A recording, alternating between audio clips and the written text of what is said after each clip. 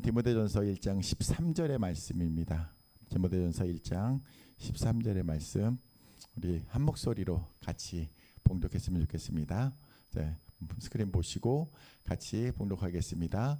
내가 전에는 비방자요 박해자요 폭행자였으나 도리어 긍휼을 입은 것은 내가 믿지 아니할 때에 알지 못하고 행하였음이라. 우리 한 번 더 읽을까요? 시작. 내가 전에는 비방자요 박해자요 폭행자였으나 도리어 긍휼을 입은 것은 내가 믿지 아니할 때에 알지 못하고 행하였음이라. 아멘. 이 시간 이경치 안선교사님 나오셔서 해야 할 일과 하고 싶은 일이라는 제목으로 말씀 선포해 주실 때에 우리의 마음 가운데 강한 도전과 결단이 있기를 소망합니다. 박수! 마이크 없어도 된답니다.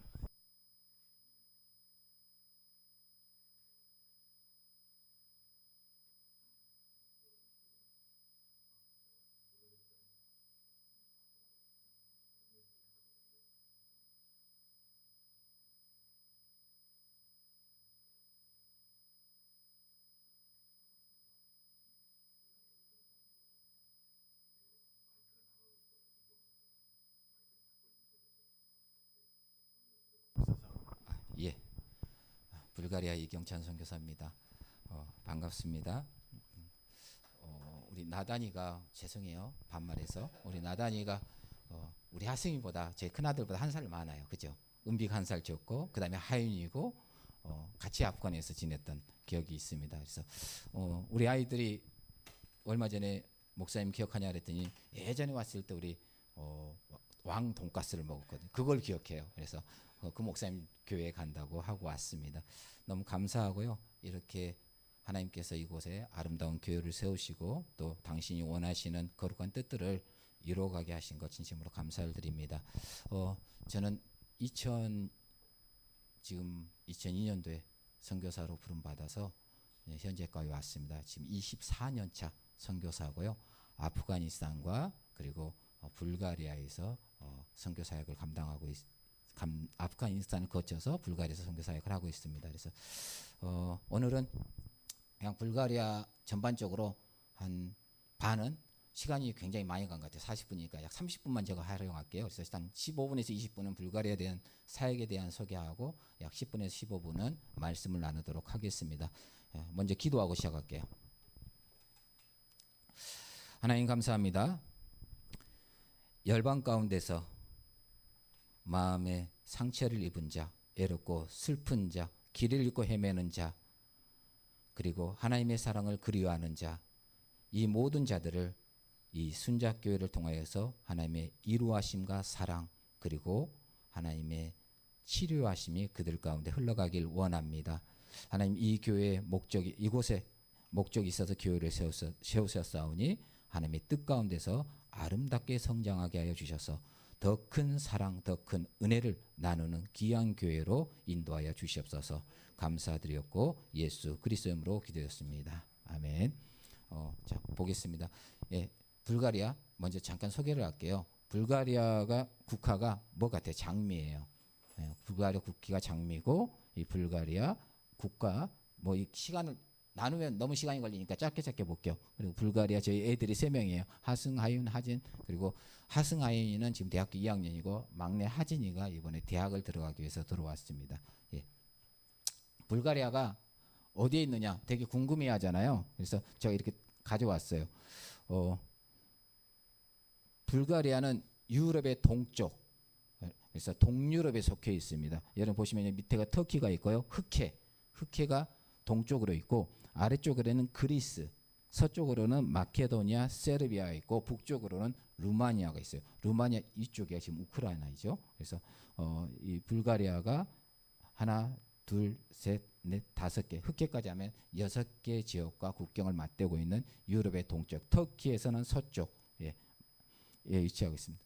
이 불가리아 보게 되면 우리나라 땅하고 거의 비슷해요. 크기가 거의 비슷합니다. 불가리아가 우리 한국 땅만큼 해요. 그래서 위치도 여기 소피아의 수도예요. 우리 서울이라고 보시면 돼요. 그리고 바르나가 부산이에요. 거리도 거의 비슷해요. 크기가 같으니까. 근데 저희가 어디 사느냐? 그러면 슈메이라는 지역에 사는데 이곳이 한국 따지면 경주, 역사적인 곳. 그러니까 불가리아 1차 제국, 불가리아가 형성된 지역, 경주 지역에서 제가 살아가고 있는데 왜 이곳에서 살아가느냐? 이곳에는 무슬림들이 많습니다. 제가 아프가니스탄에서도 무슬림을 대상으로 사용했잖아요. 그러니까 저의 사역 대상은 무슬림들입니다. 그래서 터키가 불가리아를 약 500년을 통치했어요. 그리고 독립을 했지만은 이쪽 지역으로 터키 국경 지역으로 많은 무슬림들이 살아가고 있습니다. 그래서 그들을 대상으로 사역하기 위해서 이곳에서 살아가면서 사역을 이뤄가고 있습니다. 예, 그래서 불가리아 지도가 이렇고, 불가리아는 크게 자랑할 게 세 개 있어요. 정교의 나라, 자연이 아름다운 나라. 이게 뭘까요? 해바라기입니다.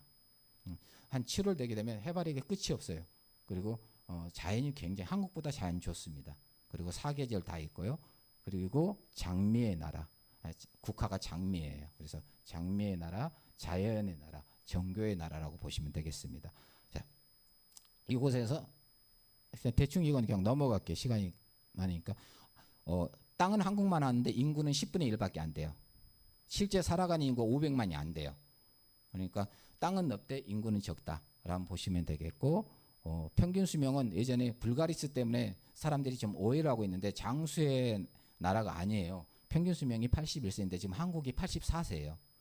예전에 100년 전, 200년 전에 평균 수명과 큰 차이가 없어요. 플러스 마이너스가 없어요. 그 당시에 70세는 굉장히 오래 산 거예요. 그래서 지금은 71세는 별로 못 사는 거죠. 왜? 우리 한국이 의료 시스템이 엄청난 발전이 있는 반면에 불가리아는 그대로 있다라고 보시면 돼요. 그래서 그리고 이곳에서 드시는 여러분의 불가리스는 짝퉁 불가리스다. 예, 불가리아 오리지널은 불가리아만 있다. 오시면 제가 아침, 점심, 저녁으로 마음껏 드립니다. 예. 그래서 불가리아 정보 대충 보시고요. 그리고 저희가 슈멘에서 살아간다 그랬잖아요. 경주에 살아가고 있는데 왜 그곳에 살아가느냐 말했잖아요. 무슬림을 대상으로 살아가고 있는데 2025년 통계로 약 64만 명, 인구의 약 12%, 13%의 무슬림이 있습니다. 그들을 대상으로 사역하고 있는데 모스크가 불가리아 내에 약 1,300개가 있어요. 그 중에 여기 보시면 슈멘이 있죠. 전 유럽을 통틀어서 가장 영적으로 의미 있는 곳이 저희 동네예요. 왜? 보통적으로 한국 따지면 우리 교회밖에 없지만 신학교와 교회가 있는 곳이 별로 없잖아요. 뭐 순복음이나 뭐 온누리 이런 신학교가 같이 있다 치지만은 모든 것들이 모스크가 많아요. 그런데 불가리아 내에서 세계 모스크와 함께 신학교가 있는 동네가 저희 동네인데 그게 가장 역사적으로 오래됐어요. 그래서 영적으로 가장 의미 있는 곳, 그곳에서 무슬림을 대상으로 사역하고 있고, 이 무슬림이 이게 지금 저희 동네에 신학교고, 네, 좀 있으면 이제 모스크 나올 거예요. 신학교인데 터키가 이 무슬림을 신학교를 기반으로 해서 전 유럽을 무슬림화 시키기 위해서 굉장히 많이 투자를 합니다. 지금의 학생들이 약 130명인데 그 중에 70%가 이맘이 돼요. 그래서 이들은 유럽의 패스포드를 가지고 있습니다. 터키 사람들은 유럽 가서 모스크를 세울 수가 없어요. 그리고 복음을 제시하면 어려움을 당할 수 있습니다. 어떻게 보면 무슬림의 사상이나 이런 것들 전파하게 되면. 하지만 불가리아 사람들은 유럽 패스포드를 갖고 있어요. EU 공동체니까. 그러면 유럽 어디든 독일이든 어디든 가서 모스크를 세우고 무슬림의 복음, 어떤 그들이 원하는 그들이 말하는 사상들을 전할 수 있는 거죠. 그러니까 터키가 이것을 중심으로 해서 무슬림의 이맘들을 배출해서 유럽을 점령하려는 계획을 세우고 있다. 저희가 그곳에서 영적인 싸움을 이뤄가고 있다라고 생각하시면 되겠습니다. 네, 이게 저희 동네예요. 인구 이 모스크, 우리 동네에서 가장 아름다운 야경을 볼 수 있는 곳이 모스크예요. 그러니까 보통 신학교와 모스크가 같이 있는 곳이 없어요. 유럽을 다녀보시면 이보다 더 큰 모스크는 있어요. 하지만 모스크와 신학교가 같이 해서 역사적으로 의미를 갖고 있는 곳은 없습니다. 그래서 굉장히 중요한 위치에 차지하고 있고요. 저희 동네의 모습입니다. 이게 이제 영화 트랜스포머 보셨죠? 우리 나다님 봤지? 우리 동네에서 영감 받아서 만든 거라고 보면 돼요. 여기 가면 트랜스포머 진짜 왕들의 형상을 트랜스포머처럼 해놨어요. 그래서 저희 동네가 이렇고요. 이곳에서 저희가 어떤 사역을 하냐 그러면 교회 사역을 해요. 그리고 우리 목사님 이제 우리 나단이 혹시 들어봤어? 무슬림들이 개종해서 스스로가 세운 교회가 있는지 없는지. 한국에서 돈 가져오지 않고. 없지. 이 교회에 있어. 이 교회 오늘 생겼어. 오늘 하나 하는 거. 그러니까 보통 한국에서 돈을 가져와서 뭐 이슬람들이 개종하든지 그러면 어느 누구가 뭐 동남아든지 유럽이든지 중동이든지 무슬림들이 개종해서 교회를 세울 때 한국에서 돈을 가져오는데 어느 곳에 후원을 받아 세운 교회들은 있어요. 그렇지만은 우리 교회는 무슬림들이 개종해서 스스로가 세운 교회. 이 교회 적어요. 다락방 같은 이 교회만한 해요. 딱 요 교회 사이즈예요. 근데 가운데 기둥이 있어요. 창고 건물이니까. 그렇지만 성도들이 무슬림에서 크리스천이 개종된 이후에 그들 스스로가 세운 교회입니다. 그래서 저희가 많을 때는 약 40명이 됐어요. 그러다가 요즘에는 한 10명에서 15명 요즘 예배드리는데 유럽으로 다 떠났어요. 그래서 독일 가게 되면 우리 성도들만 한 20명이 모여서 사는 도시가 있어요. 굉장히 성도들이 신실합니다. 그래서 이게 보게 되면 올해 우리 프레스라이브 교회가 15주년이 됐어요. 교회가 세워진 지 15주년. 그래서 15주년 기념행사를 매년 기념행사를 하긴 해요. 기념 예배 때 저희가 양 2마리 잡아서 믿지 않는 가족들을 초청했어요. 그러니까 부모님들이 다 무슬림이에요. 아직도 딸하고 이야기 안 하신 분이 계셔요. 딸이 크리스찬이고 크리스찬 남자가 결혼했다고. 그러니까 굉장히 강경이죠. 무슬림 보면. 그런데 교회를 초대하니까 교회를 안 와서 우리가 짧게 예배드리고 소풍 장소로 불렀어요. 그래서 성도들이 예배가 끝나고 집에 가서 부모님 모시고 이 장소로 온 거예요. 그래서 같이 양 2마리 하면서 복음을 증거하지 못했지만 함께 교제하는 시간을 가졌습니다. 그래서 보물 찾기도 하고 뭐 식사의 교제 간식하면서 그다음에 가족 사진 뽑아주는 조건 가족 사진 뽑아주니까 다 오더라고요. 그래서 사진 찍어서 앨범 만들어서 다 드렸습니다. 그래서 이런 행사를 했고 이게 이제 프레스라이브 교회가 우리 성도들이 터키인들이잖아요. 터키인들인데 이들이 예수 그리스도를 믿고 나서 매일 설교를 듣는데 터키에 대한 이야기를 많이 나오잖아요. 터키 뭐 사도 바울이고 뭐 에베소고 갑바도키아고 뭐 라오디아교에 나오는데 한 번도 가보지라는 거예요. 자기 민족, 자기 땅이라고 생각하는데 크리스천이 되고 나서 한 번도 성지를 방문한 적이 없었어요. 그래서 우리가 계획 세우기를 여전도에서 우리가 열심히 바자회라든지 뭐 명의도 팔고 고사리도 팔고 고추도 농사 짓고 해가지고 돈을 모으자 해서 한 3, 4년 모아서 터키 성지순례 8박 9일을 갔다 왔어요. 그래서 이들이 갔다 오고 나서 굉장히 은혜를 받아서 이제는 이스라엘이다. 그래서 지금 열심히 돈 모으고 있습니다. 그래서 갔다 왔고 이것은 저희가 이제 프레스라이브 교회에서 고아원 사역도예요. 이 교회가 정말 의미 있는 게 뭐냐면 우리 재정에 성도들 몇 안 돼요. 지금 그 조그만 재정에 약 40%에서 50%가 선교 구제를 흘려보내요. 우리 교회 보게 되면 지도자잖아요. 세계 열방 품는 교회.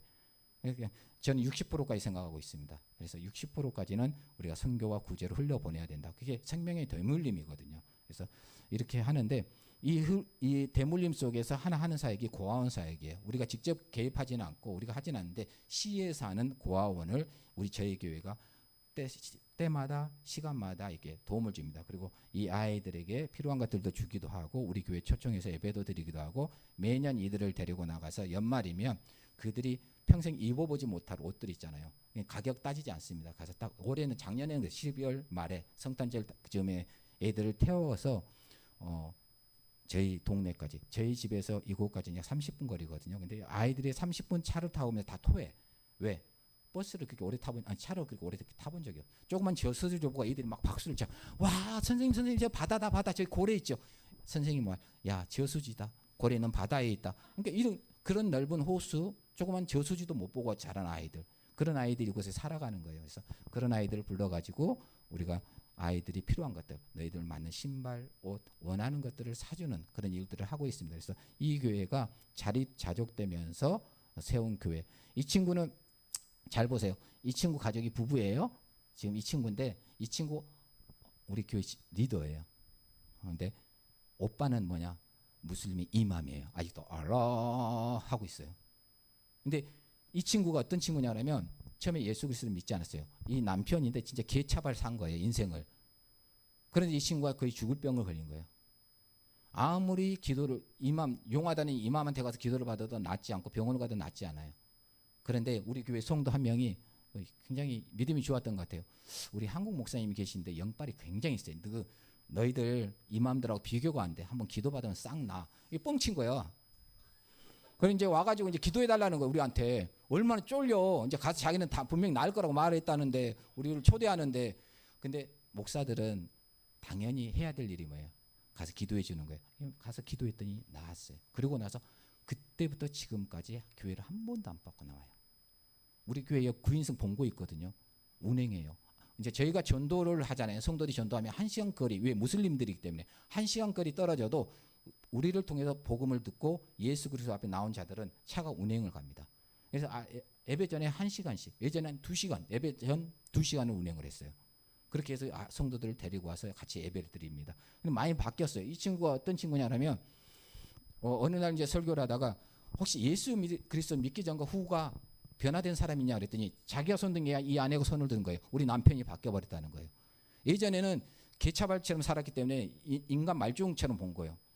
이마민 동서가 볼 때 너무 형편없이 살았는데 얘의 삶을 보니까 뭔가 있다는 거예요. 얘가 바뀔 사람이 아닌데 제가 뭔가를 믿고 나더니 삶이 바뀌어 버린 거예요. 그래서 요즘에는 얘가 가서 이마한테 복음을 증거하고 있어요. 이마는 가만 듣고 있다는 거예요. 많이 바뀌었습니다. 이런 교회가 불가리아에 있고, 이게 이제 제가 담당하는 교회 프레스하브 교회, 무슬림들이 개종해서 스스로 세운 교회. 우리 성도들이 이게 다 했어요. 어떤 친구는 이 책상을 하고, 어떤 친구는 의자를 했고, 어떤 친구는 에어컨을 했고, 어떤 친구는 강대상을 했고, 어떤 친구들은 이제 돈이 없으면 와서 몸으로 공사를 했습니다. 이렇게 세운 교회, 아름다운 교회예요. 그래서 여러분 기도해 주시면 이 교회는 불가리아에서 본이 될 뿐만 아니라 아마 무슬림 역사에서도 기한 본이 될 수 있는 교회다라고 보시면 되겠습니다. 그리고 두 번째 교회가 이 다빈노브 교회. 이 교회에도 이 프레스라브 지역은 70%, 그 지역이 도시인데 70%가 무슬림이에요. 그리고 이 지역은 아예 터키계 무슬림 집시 마을입니다. 100%가 집시예요. 그래서 이게 이제 저희 컨테이너 예배당이었어요. 근데 집시들은 참 힘든 삶을 살기도 하지만은 정말 보문 긍휼한데 같이 살기는 막 화가 날 정도로 이게 예배당이었는데 왜 이렇게 사진이 나냐 그러면 코로나 시기에 우리 성도가 이걸 팔아먹었어요. 교회 예배당을. 찾아온 모습이에요. 다 깨져버리고 엉망이 되고 찾아와가지고 이렇게 찾아온 거예요. 우리가 이 컨테이너 살 때 100만 원 주고 샀는데 가져와가지고 고치는 데가 400만 원 들었어요.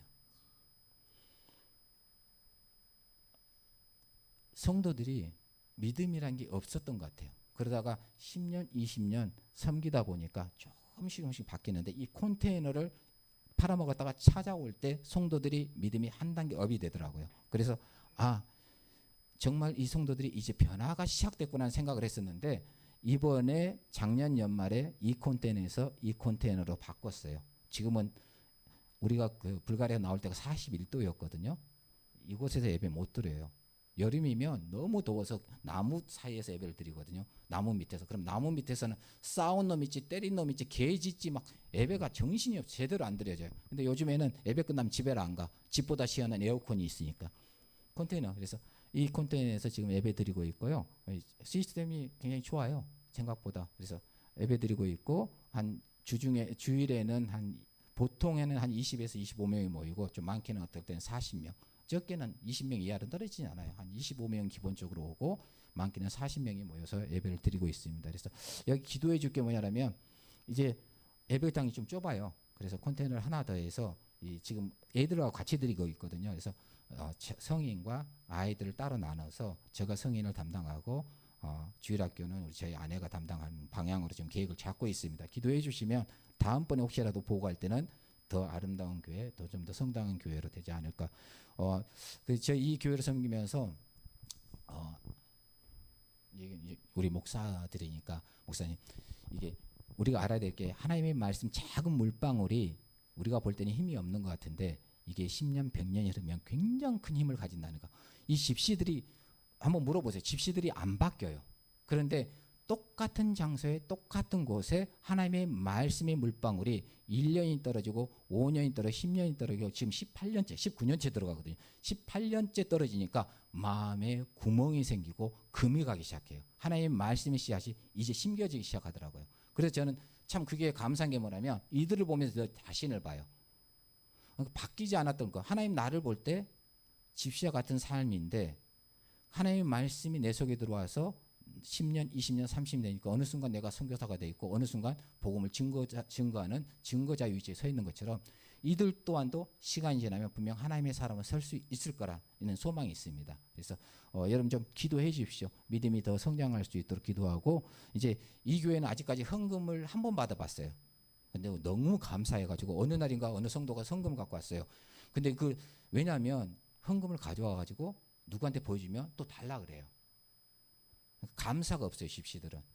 그러니까 우리가 쉽게 말하면 1년에 밀가루를 50kg를 줘요.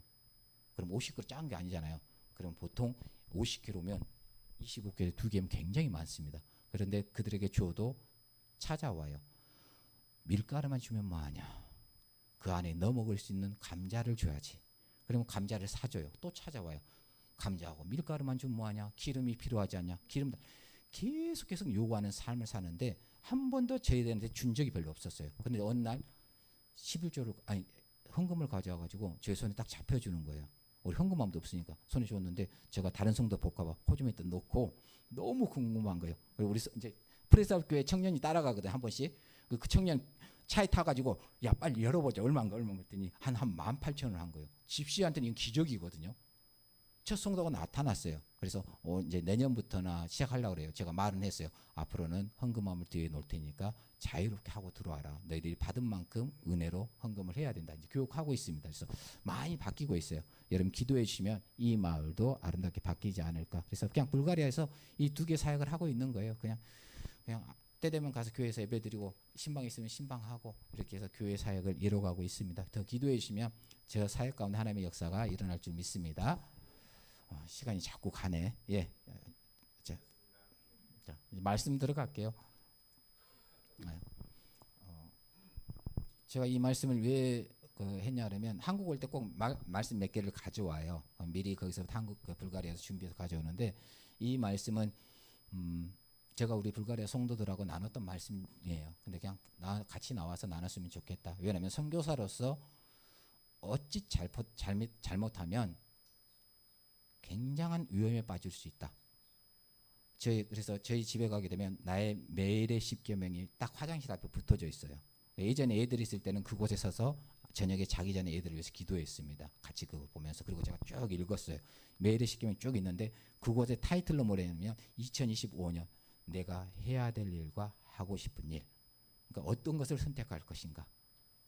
이게 저의 방법이에요. 선교사로서 어느 순간 자칫 잘못하면 큰 위험에 빠질 수 있어요. 그러니까 선교는 답이 없어요.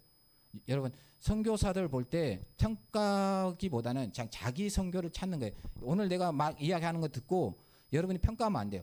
저 선교사님 저렇게 사역하는구나. 나는 저게 맞다 생각하면 내 걸로 만든 게 중요하지 판단해서는 안 돼요. 왜냐하면 선교는 하나님께서 그 사람이 태어나는 장소, 환경, 배경, 신학 그 모든 것들을 가지고 사용하기 때문에 다 다를 수 있어요.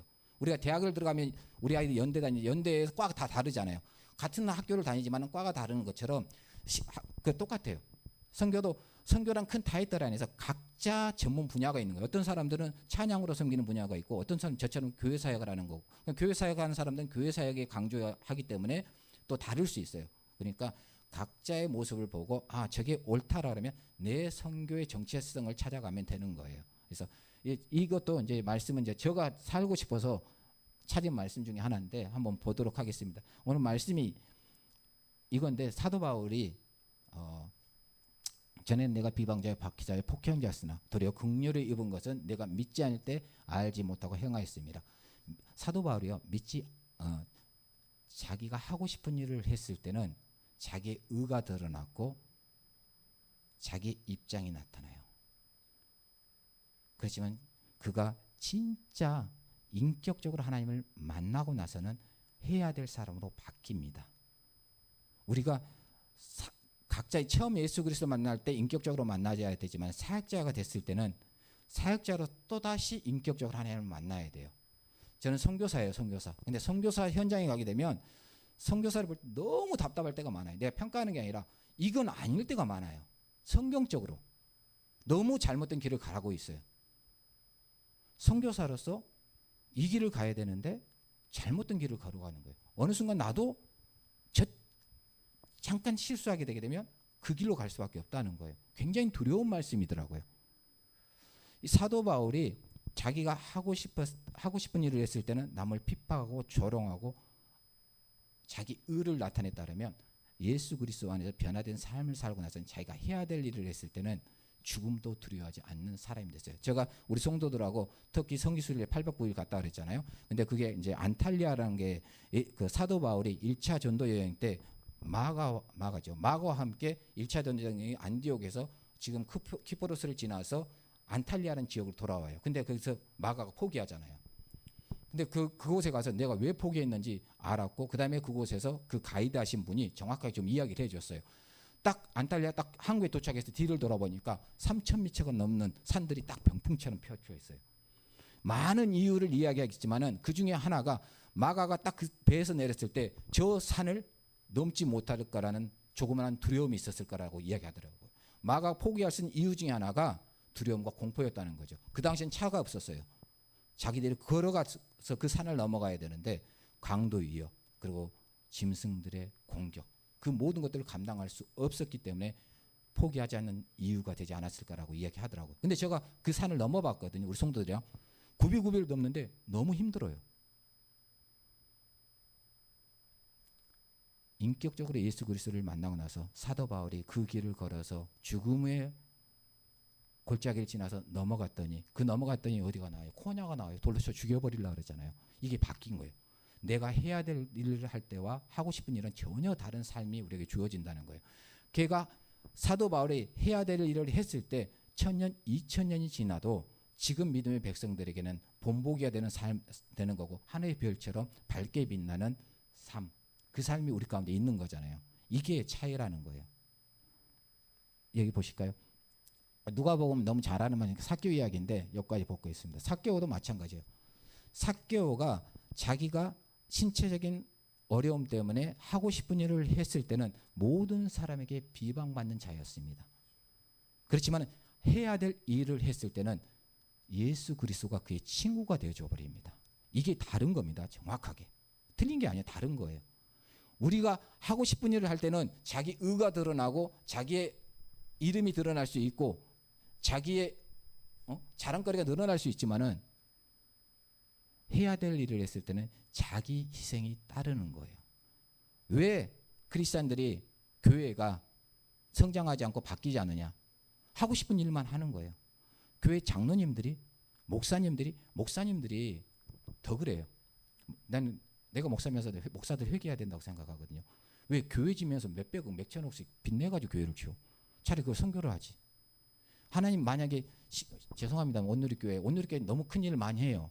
하나님이 저 큰 온누리교회와 지금 시골에서 한 영혼을 위해서 목회하고 있는 목회자하고 비교했을 때 어느 사람이 더 크냐고 말할 때 저는 모른다는 거예요. 엄청난 일을 해요. 온누리교회가. 하지만 이 목사님이 한 영혼을 위해서 자기 희생을 다해가면서 살아가는데 하나님 앞에 딱 섰을 때 누가 하나님 앞에 크냐? 그건 하나님만 판단할 수 있다는 것입니다. 많은 교회, 온누리교회는 그나마 뭐 빚이 없다 쳐요.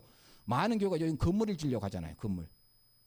빚내서 건물 지어요. 성도들이 이렇게 여러분 알바 해가지고 뭐 1,000원, 2,000원, 만원, 10만 원 해가지고 헌금했는데 다 은행에 의지하러 바치잖아요. 그걸 하나님 기뻐하실 거냐는 거예요. 아니란 저는 볼 때는. 우리가 깊게 한번 생각해 봐야 돼요. 왜 목사님들이 교회 건축을 위해서 성도들이 무서워서 하나님 말을 제대로 못 전한다는 거예요. 성도들이 그냥 해야 될 일을 해야 되는데 그걸 하게 되면 장로가 희생을 해야 되고 내 시간을 뺏겨야 어떤 나의 시간을 소비해야 한다는 생각 때문에 안 하는 거예요. 결국 하나님 나라에 갔을 때 정확하게 나눌 수 있다는 정말 두려운 말씀입니다. 이걸 보면 느끼게 될 거예요. 엘리의 두 제사장 홈냐 비니아스가 나오잖아요. 이들이 쉽게 말하면 지금 현재로 따지면 목사였을 거 아니었을까요? 우리 지금 오늘 찬양 인도하는 우리 형제님과 우리 나단이 어떻게 두 분 같은 어떻게 사역자였을까요? 아니었을까요? 한번 말해봐요.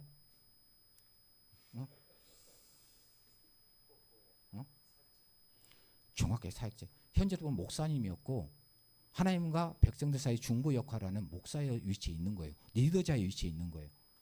그런데 성경은 정확하게 말합니다. 여호와를 알지 못했더라. 정말 두려운 말씀이에요. 내가 하고 싶은, 이들이 제사장 위치에 있었지만은, 내가 목사에 있지만은, 내가 하고 싶은 일을 할 때는 하나님이 어느 순간에 내가 너를 알지 못했다라고 말할 수 있다는 거예요. 더 두려운 말씀이 이곳에 있습니다.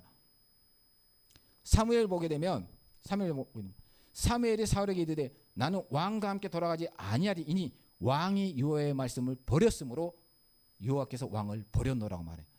성경 보세요.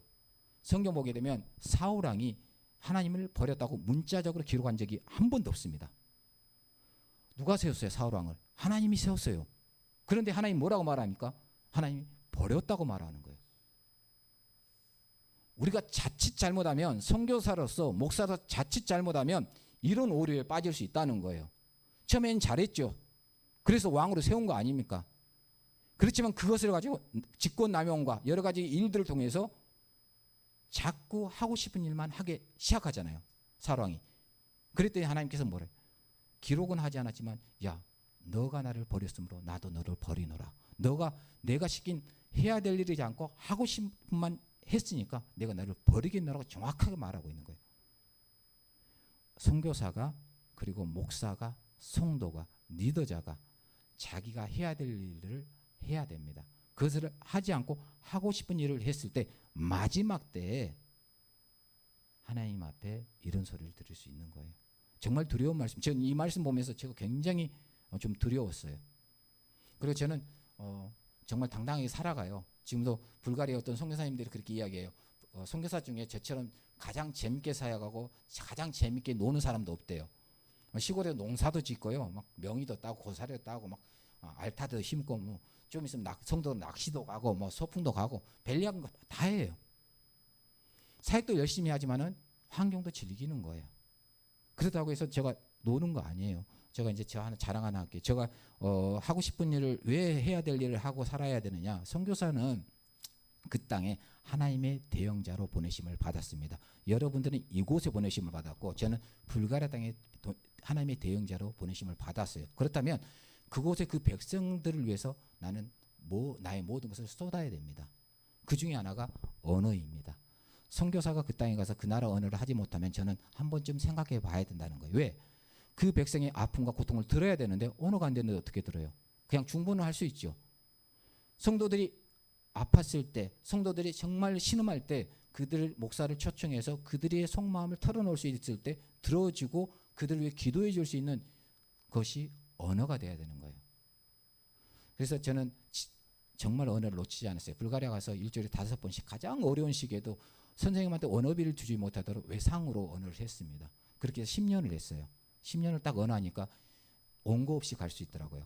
성도들한테. 성도들이 초청하면 장례식도 이제 원고 없이 성경책만 들고 가도 좀 틀리지만은 언어에 좀 틀림이 있더라도 두려움 없이 갈 수 있는 게 10년 되더라고요.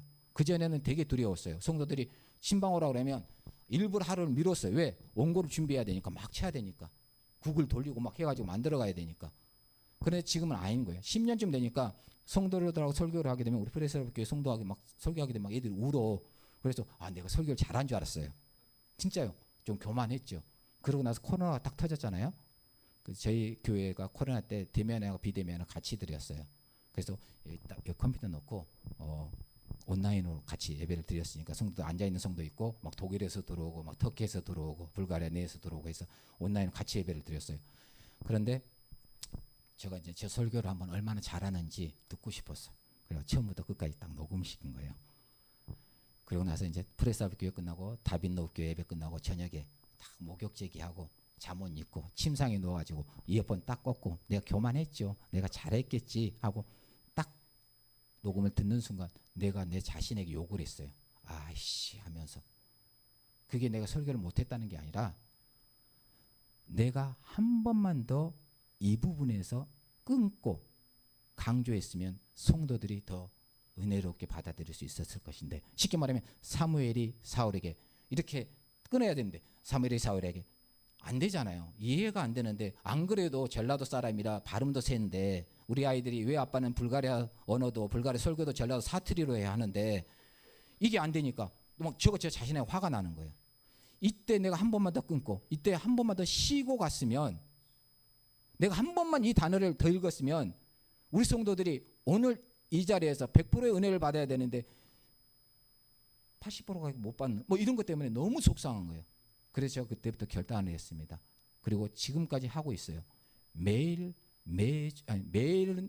저는 설교는 죄송하지만 저는 설교는 한 10개, 20개를 미리 해놔요. 그리고 나서 그때 되면 그 순서대로 가요. 그러면 해놨으니까 월요일부터 금요일까지 쭉 매일 설교를 읽습니다. 그리고 금요일 날 녹음을 시작해요. 한 달락 녹음해서 제가 듣습니다. 아, 잘못됐다. 다시 녹음해요.